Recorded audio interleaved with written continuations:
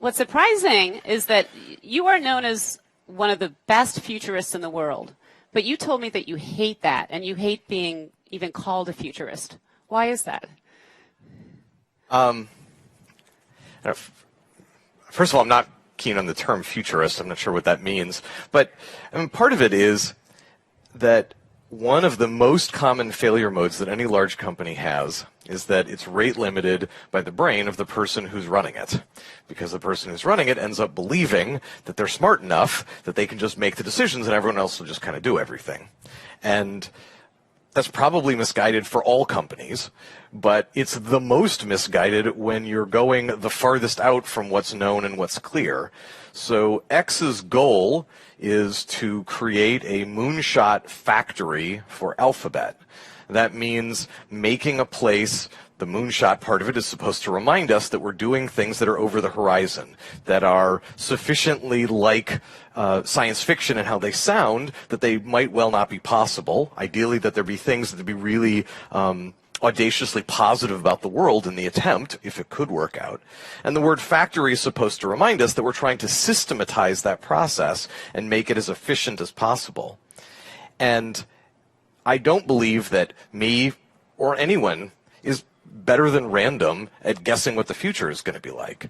But I do believe that you can get a large group of people to put a huge number of interesting, mostly wrong and weird and crazy sounding ideas on a table, and then pick through all of those ideas that are on the table and find the few that are the gems that are in fact genius instead of crazy, more efficiently than any one person, me or otherwise, could do it. So that's part of the mantra of how X works. So it's very important to me that we not sort of have some shared understanding that I'm where all the good ideas come from. That would just create learned helplessness on the part of the entire X organization. Oh, there's been some questions recently about X and when are you launching projects and when is the car coming out. But you would argue actually that with the Pixel and the camera on the phone, that's one of just many projects across Alphabet that you're seeing the results of the factory. Right. So I would understand if you come and you visit our factory and you're walking down, metaphorically, the factory line, and you pick up something that's on the conveyor belt, again, metaphorically, and you say, oh, this isn't working yet. In fact, nothing in this building is working. You guys are terrible. It completely misses the point of what our product is. The product of a moonshot factory is to put out, at least best case scenario, new businesses for Alphabet to have and be in. So Google Brain, this is the sort of industrialization of deep learning, was one of the early very successful things that we, in that case, graduated back to Google. There wasn't Alphabet as a structure at the time. Last year, Verily, the life science set of projects that had been at X were gathered up together and then set up outside of X as an independent Alphabet entity. Now the self-driving car group is in the middle of graduating from X. So those are our products, our businesses, in most cases, that haven't been completely proved out yet. History will decide exactly how valuable they turn out to be for Alphabet, but that's our job, is to take them from totally crazy sounding to exciting enough that it's worth moving them out so that they can live on their own. You just mentioned, there are a lot of lesser known projects that we've also done. One of them happened to be in computational photography. We thought at the time we might end up making physical new cameras. It turned out it was much more software than hardware, and that group has moved out of X back into Google, and the reason that the new Pixel phone works so well is in large part because of that group. So in ways that are maybe not immediately obvious, X is shipping, except what we ship are these new groups and projects, which hopefully will have a bigger and bigger impact over time on Alphabet. I want you to maybe take us on a tour of your factory. First of all, how do you decide which projects to tackle? Do they have to have a huge societal impact? Is that an immediate litmus test? I wish we had a longer list. It would be nice if we could have a longer list, but our list has 3 elements on it, and only 3 elements on it, because it turns out that satisfying even just these 3 elements is really hard. So the first is, in order for it to count as a moonshot that we would take seriously, there has to be some huge problem with the world that we can name and say that we're excited about going to tackle. That's the first thing. Then there has to be a radical proposed solution for solving that problem. If we can't say, here's a way of solving it, we're not going to get started. And if the way that we're talking about solving it is already really picked over area, then the only reason to believe we should start that would be if we thought we were going to be smarter than everyone else in the world who's already picked over that area. That doesn't sound like a good bet. Or we're going to put in more hours or spend more money. Those are the wrong reasons for us to be winning. But if we're going to try doing it in a way that people haven't tried before, maybe it'll work, maybe it won't, but at least it's a green field worth exploring. And then the third element is that there has to be some specific set of technologies which look really hard that, if we could get working, would enable that radical proposed solution, which would then maybe help us to address that huge problem in the world. So you also, though, take a certain amount of excitement in killing projects. Could you talk about the project turning seawater into methanol? The promise of that, why it failed, and what you did.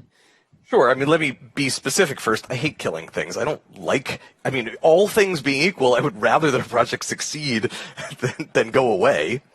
But I would reframe that statement. You're right, we do talk about it in that way, but I would reframe the statement this way. If your project isn't going to make it, if it has an Achilles heel, do we want to find out about that now? Or should we spend tens of millions of dollars and find out about that 2 or 3 years from now? Because a lot of people, because they want their bonus, because they want to be promoted, because they work in an environment that doesn't help them to think that way, choose the second option. Even though that's clearly, when you phrase it in the way that I did, not in anybody's best interest to do that. So it's that if it's not going to make it, I want it to not make it fast instead of not make it slow and expensively. So in the case of turning seawater into methanol, climate change is one of the world's large problems. We could feel really good about taking a run at that. It's probably too big to describe as a single problem. But here's an observation within the scope of climate change, which is there are about 4 billion internal combustion engines functioning in the world right now. They're not going to go away. Someone's already paid for them.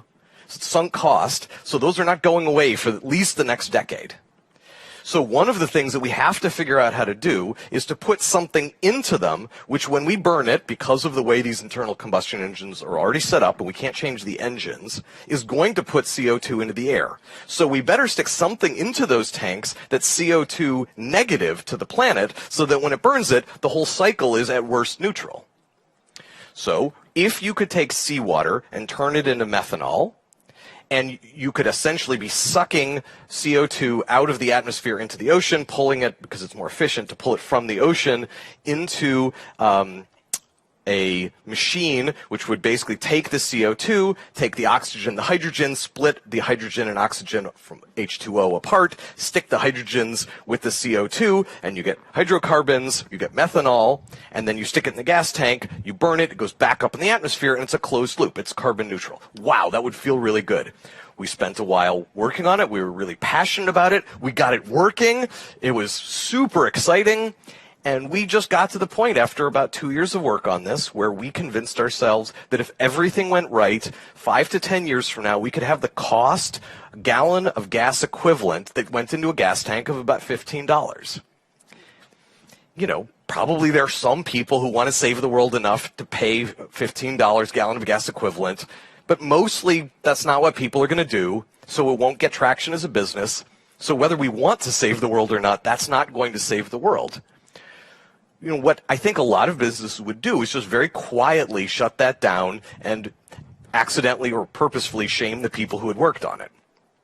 Instead, we stood those people up on stage. They got a standing ovation from X. They all got bonuses.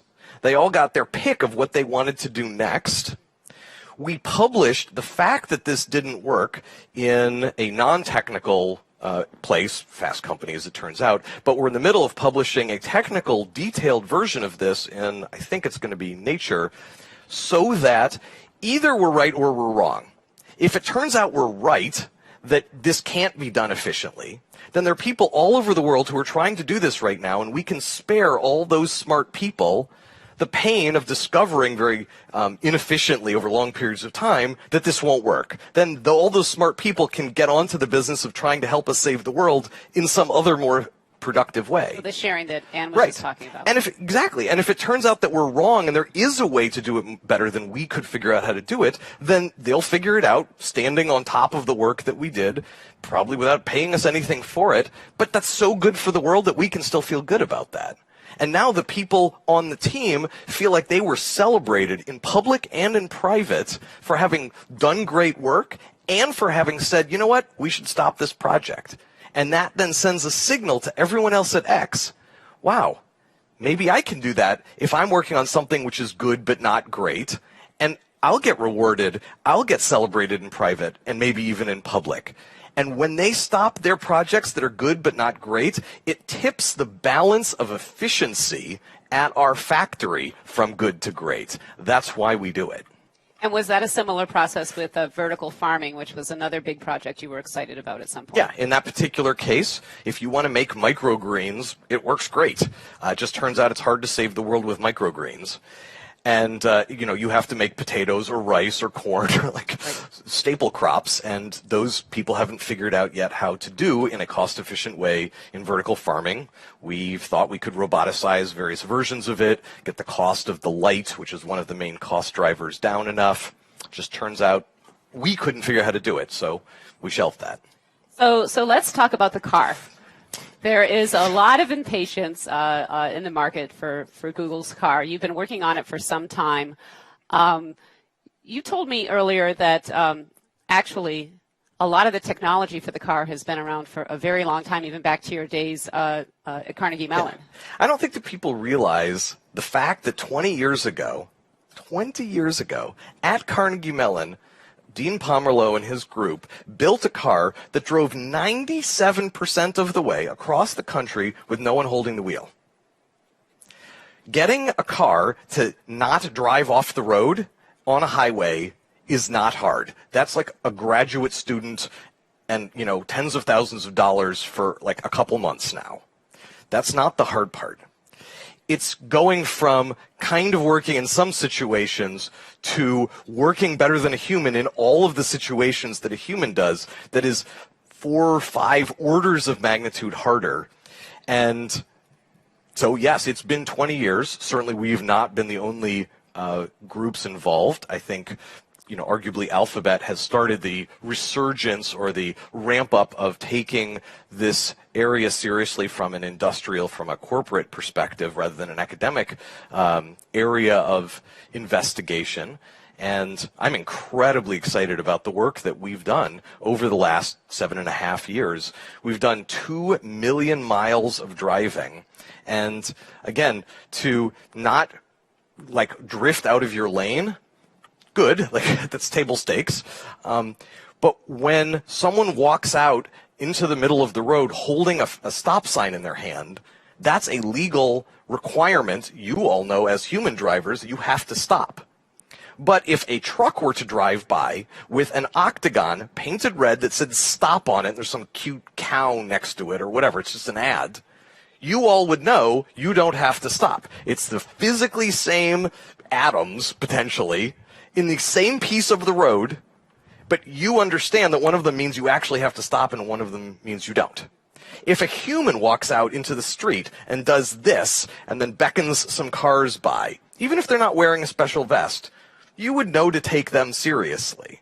And that this means you have to stop and that they're going to go, now you can come. If our car can't do that, and the stop sign and 10,000 other things like that, then we, nor is any company, really ready to be on the road yet. So that's actually the project, is not it's a red light, I guess I have to stop. It's that long tail of things making these decisions so well that we could feel confident in saying, this car is driving better than a person. And a turning point along the way was when you realized that you actually couldn't rely on humans at all for the driving, right? You went fully autonomous. Yeah, so about 4.5 years ago, we had cars that were working so well on the highway that we gave them to other people at Alphabet, it was now called Google, but they didn't work at X. And we said, take them home, use them on your commute, see if you like it, like a product. Like imagine buying this and just using it. This was 4.5 years ago. And we made them swear that they were going to be so good, keep their hands right by the wheel the whole time. And we said, we're putting cameras on the inside of the car to watch you, to make sure you're doing this right, because we're still learning. It's very important. And these are Googlers. These were really good people, very thoughtful people. And they all said, oh, don't worry, we're going to do the right thing. And you know, these are responsible people. And even so, it was scary. The stuff that they did, none of that stuff is on YouTube, but if you would like to see scary things that people do while cars are ostensibly driving, go look on YouTube. You can see lots of other people's cars and people doing pretty wacky stuff while the car is driving. And thankfully, our cars performed flawlessly, but we decided that there is an uncanny valley. If the cars are anything less than human level in their ability, then when someone falls asleep or someone gets in the back seat to find something they left there or they're reading a book, even if in principle they could grab the wheel and take control of the car on a moment's notice, they have no situational awareness. It's not realistic that that actually would happen and function well. When we saw this using this dog fooding process with our own people at Google, we decided we don't believe this is safe, so we're going to head right for full autonomy. You press a button, you say where you want to go, and the car takes you from point A to point B. No steering wheel in the car. So you're in the process of graduating the car. What does that mean? And I wouldn't be doing my job if I didn't ask, when are we going to see it? So the graduation process, I'm going to actually answer both of those questions in the same way. Both when you're going to see the car and the car group graduating from X, it's a process. There's not one moment where they're in and one moment where they're out. We separated their finances from X's finances on January 1st. But does that mean they're graduated? They have a lot of structural, sort of corporate legal stuff that they have to do before they're fully graduated. When Verily, our life sciences business, graduated last year, it took them an entire year to sort of check all these different boxes. Did they have a website yet? Did they have a brand yet? Even once they were mostly graduated, they were still relying on us for a lot of services that they had gotten used to us doing for them, so we were sort of weaning them for the first year. So now we're going through that very gradual process with the self-driving car group. And I'm going to say the same thing about the cars themselves. You don't want us to just all of a sudden have every car in the world be our cars and driving themselves. You want every step that we take to be sort of rational and clear and like borderline boring, because that's probably what's safe. So if you were taking your son or daughter out, they're just learning to drive, you would sit in the car with them. You wouldn't let them drive without your hands pretty close to the wheel. Then you would let them drive for a little while you're still in the car. You might make rules for them afterwards where you said, you can drive yourself, but you have to be the only one in the car, right? Or maybe you can only drive during the daytime. So we're probably, and any other company that's sort of acting rationally will probably do the same thing, which is find constrained ways to roll out so that we're learning safely, that we're getting to the positive parts of the future for the public as fast as possible, while being very careful about safety at the same time.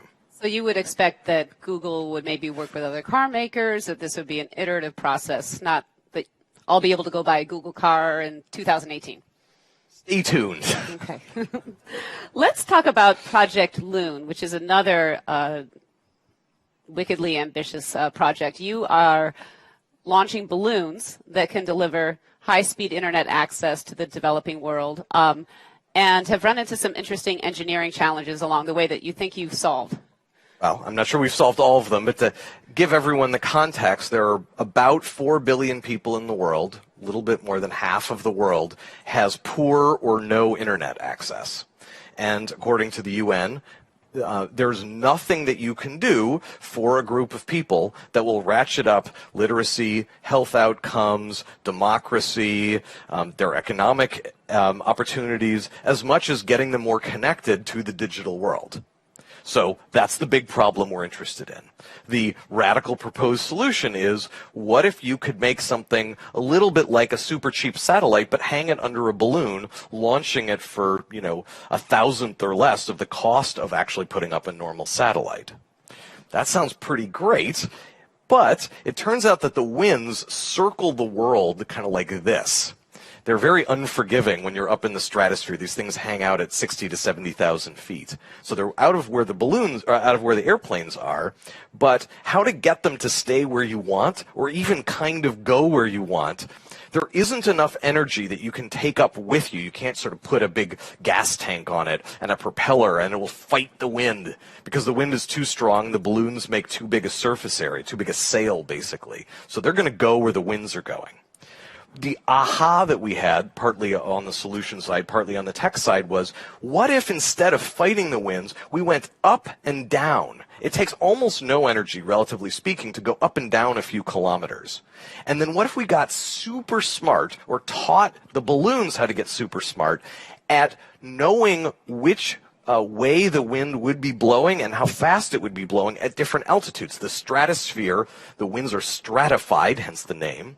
So you go up and catch this wind, and then you come down and you catch this wind, and you go up again a little bit and you catch this wind, and maybe you could go in a bit of a circle. This was a hypothesis 4 or 5 years ago.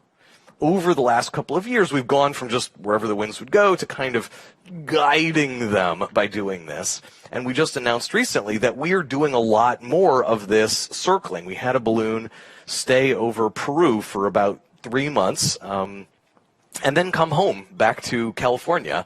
And the fact that we now have that degree of control, not 100% all the time, but by and large, is really exciting. It means that that's another big risk taken off the table for this team. Let's talk about Google Glass, a product that many say wasn't a commercial success. It maybe was before its time, but you still stand by the problem that it's solving for.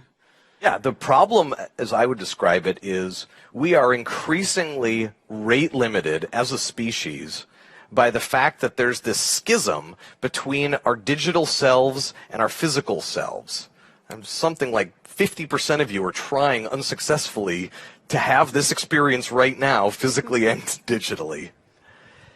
We just haven't sorted it out yet. And you can write that off as a user interface problem, but since more and more of our professional lives and more of our personal lives are being mediated by technology, figuring out a way for there not to be this weird split between this cognitive dissonance created by our physical lives and our digital lives, and the fact that it's very hard to have them at the same time, I think is a very important thing to solve for humanity. I feel really good about that as a problem. Actually, I think that Google Glass took some good steps in the right direction. I'm not even sure the solution was wrong. In that particular case, I think we could have done a better job of signaling to the world and maybe reminding ourselves that the thing that we had built was a fantastic learning prototype. And it wasn't a finished product. And the more that we allowed the world to tell us they wanted a finished product, and then we wanted to please the world, and we said, okay, it is a finished product, the more we ended up setting an expectation that our learning prototype wasn't going to match. And I think if we had stayed back as we had started with an Explorer program, recognizing that it was a learning platform, I think we would have done better in that We're a process. bit too early on that one. I think so. How excited are you by augmented reality, virtual reality? We've had a lot of talk of that in the past couple days. I think that we're going to see lots of important applications in augmented reality and virtual reality. I'm not sure we're there yet, but that's okay. It's very typical of early instantiations of almost any technology that you don't know on your way to where you get to in the end what it will be. So the most important things in the early PC revolution were word processing and essentially a glorified calculator, VisiCalc, spreadsheets. those two things were really the first two killer applications for PCs. And you can still find that hiding inside the laptops you're using, but that probably doesn't even describe 20% of the value that you now experience there. That doesn't mean that the people who made the early personal computers were dumb or wrong or should have started somewhere else. It's that these paths are naturally windy, which is back to your question about failure, encouraging people to recognize that most of what's hard about the process of innovation is learning. And if you recast everything you do as running experiments and learning fearlessly, you certainly won't make perfect progress, but that's probably the closest to efficient you can get. You told me that you want your teams to tackle the hardest part of the problem first, and recently actually disbanded a team because you thought they were kind of doing the easy part. Redirected. I didn't fully disband them, but they had been directed to work on some of the easier parts, and I had to gently remind them that if you know that we're going to be able to build that thing, then building that thing doesn't teach us anything. So you looked like you made progress. But if I was to tell you that we're going to try to get a monkey up on a 10-foot pedestal to give us Shakespeare monologues, which do you think we should do? Train the monkey first or build the pedestal first? Like, we could build the pedestal. It seems like we made progress, but that's probably the wrong thing to have spent time on, because if we can't get the monkey to do the monologues on the ground, then we just wasted the time and money on the pedestal. And if we do get the monkey doing it, the addition of the pedestal will be like that. So a lot of work weirdly goes into the pedestal early on at a lot of companies, sometimes even at X, because there's so much pressure to get rewarded for having done a good job. Hey, nice pedestal. So most of us are not lucky enough to work at X. What would you... You're welcome. I'm happy to talk about it. What would your advice be to people at other companies who are trying to jumpstart projects, who are trying to innovate, who are dealing with bureaucracies, trying to do the easy part first, a lot of projects that maybe should have been killed long ago? What would your advice be for the rest of us? So this is overstated mildly, but I do believe that this is true. I have people ask me all the time, I want to do innovation in my company. Our company wants to get more innovative. How do we do that, Astro? And I say, okay, we're going to play a little math game.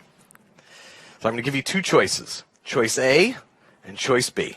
Choice A, you can give $1 million of value to your business this year, guaranteed. $1 million, but it's guaranteed to hit your business's bottom line this year. That's choice A. Choice B, you can give $1 billion of value, bottom line, to your business this year, but only one chance in 100. All right, let's just do it. Who here is going to choose choice A? All right, who's going to choose choice B?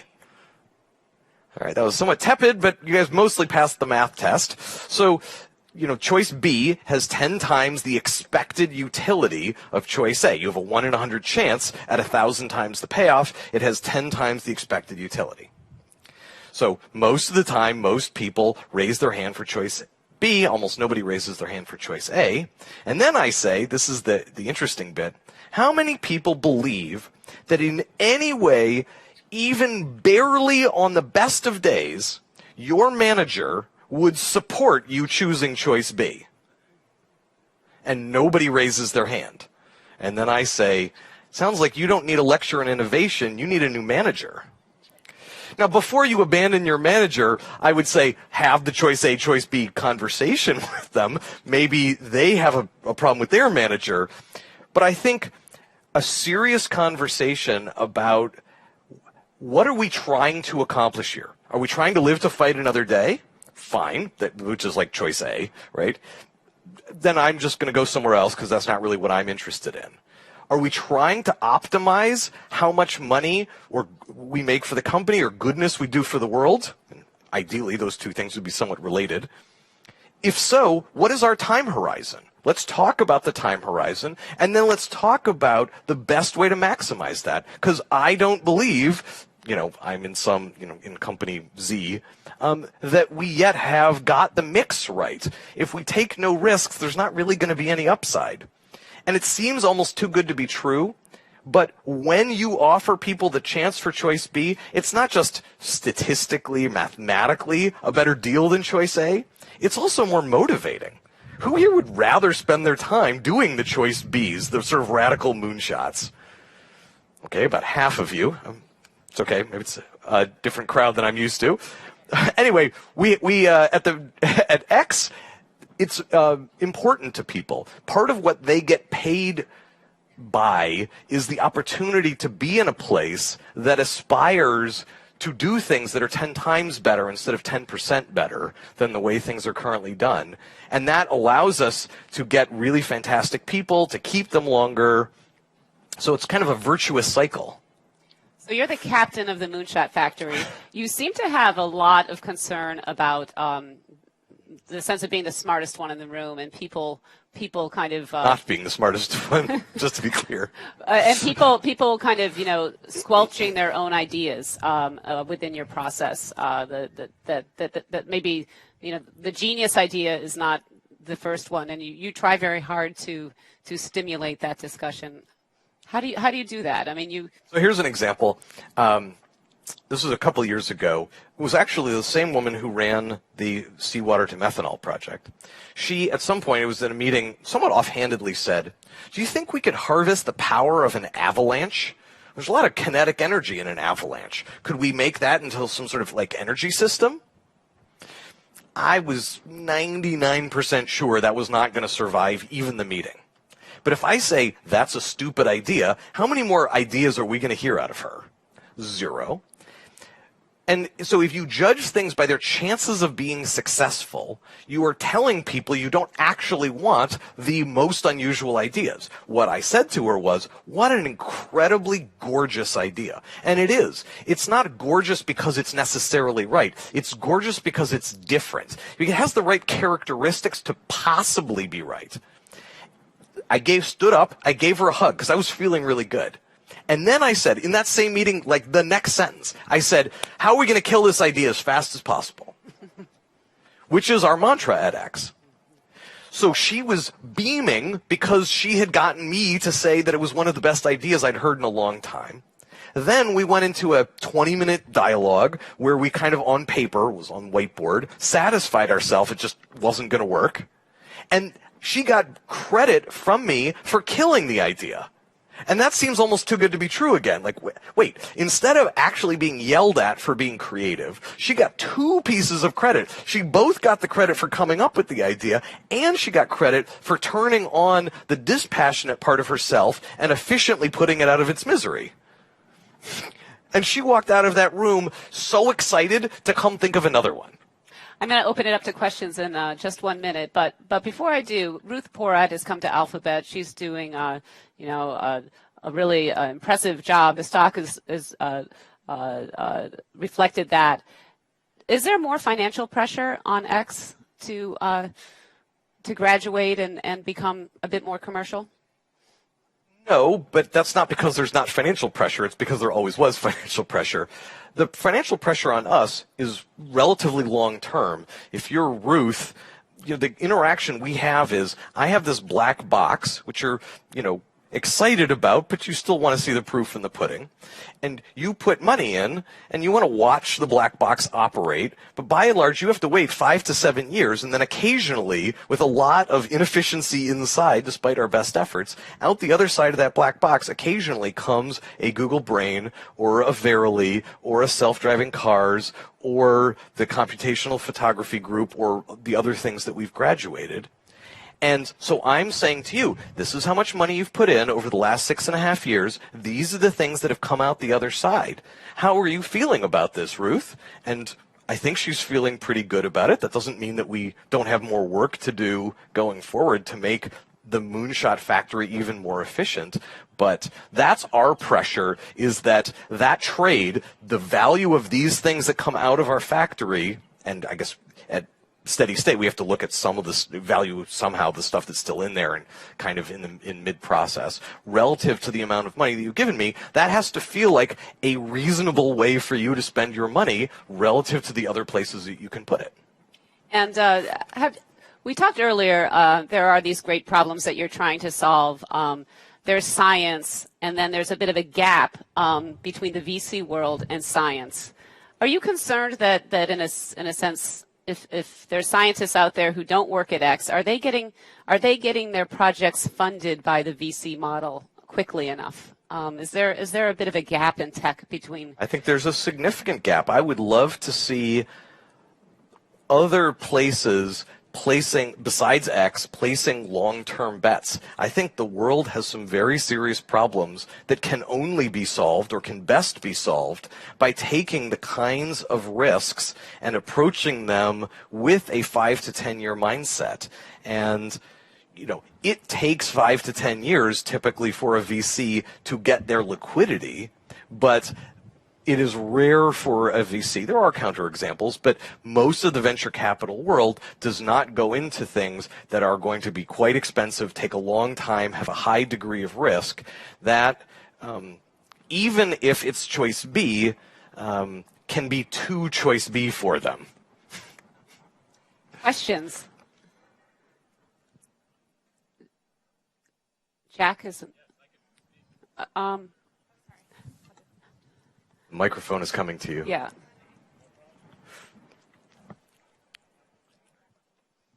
Hey, Astro. So you discussed the importance of commercial viabilities, of the commercial viability of projects at X. Now that the car project is graduating, and you folks have said that you don't have any plans to build cars yourself, what is the business model of the car project? It's a fair question for you to ask, but when we're ready, we'll tell you. We obviously have lots of thinking on the subject, but we're very focused right now on the issue of safety. I'm sure, generally speaking, that the world is going to have cars that are sold to individuals and cars that are shared across individuals, and which one Alphabet does, we have our thinking on it, but right now we're very focused on the safety, and especially for the public, I think that that's what we'd like you to be sort of in dialogue with us about, is how we're doing. Other questions? Hi, Astro. So you just talked about the lack of investment in big bets, basically, the collapse of basically corporate labs, like a Bell Labs or something in the heyday. And in a sense, it sounds like you're building a sort of DARPA misfits team in some ways, because they were, the Department of Strategic Surprise. So it seems that our answer to this as a society is 5 internet billionaires from the 1990s or 2000s, the Bezos and Branson and Musk, which are the only ones placing bets as sort of capricious individuals. That sounds like cool, but also every James Bond villain, sequel and everything from every Ian Fleming thing. What do you think is, how would Moonshot Factory put that out? In other words, create an architectural system to get a lot more people doing long-term big architectural bets? Time will tell, but I would like to believe that, I'll speak a little bit more for Larry and Sergey, like the other rest can speak for themselves. I think we collectively are going to be pretty happy that they put their shoulder to the wheel of trying to solve long-term problems. I guess time will tell, but I'm feeling pretty good about that. And I don't think that it has anything to do with a few people who happen to be in Silicon Valley. There is nothing that prevents GE or J&J or Mitsubishi or any other large conglomerate from investing more in higher risk, longer term projects. And of course they do to some extent in varying degrees in their areas of expertise in particular. But I don't think that this is the domain of Silicon Valley. And exactly to your point, that's why I'm here. I'm not sharing a piece of news with you. I'm trying to show the blueprint for our factory so that people can steal it and do the same thing. I think it's that important that we be doing more of these things. I'm trying to lay out the roadmap and be specific about the things that are working and aren't working so that as soon as possible, other people can be doing something similar. So I totally agree. One other question. Do you think that the Google car will ever be able to function in a country like India? I haven't been to India in about 15 years, but I would say that that is a double black diamond, and that's probably not the right place Why to is start. What's the population? There's a lot of things. I'm not Okay, sure if you've okay, ever driven okay. there, but rules of the road are sort of like rules of thumb in a lot of parts of India. The horn is and a very expressive part of driving in India. Got it. We're still figuring out the body language of the car, of our car, and being able to read the body language of the cars that we're driving around just in the 4 cities that we're driving in Phoenix, in Kirkland, in Austin, and in Mountain View, and those people drive in a somewhat more orderly way, let's say, than in a lot of India. And even so, there's a lot of subtlety in how people express with their car what their intentions are. And speaking of that long list of things that we have to be able to do, at least as well as people, that's one of them. So I certainly hope that self-driving cars will be in India in the not too distant future, but I think that's probably not the first stop. We have time for 1 or 2 more questions if there's. What's the typical size? Could you identify yourself, please? Cedric, run a fintech firm in Hong Kong. What's the typical size for a project in terms of team members? Is it something that gradually grows, or it's like 5 guys and that's the standard? Because some projects are more complex than others.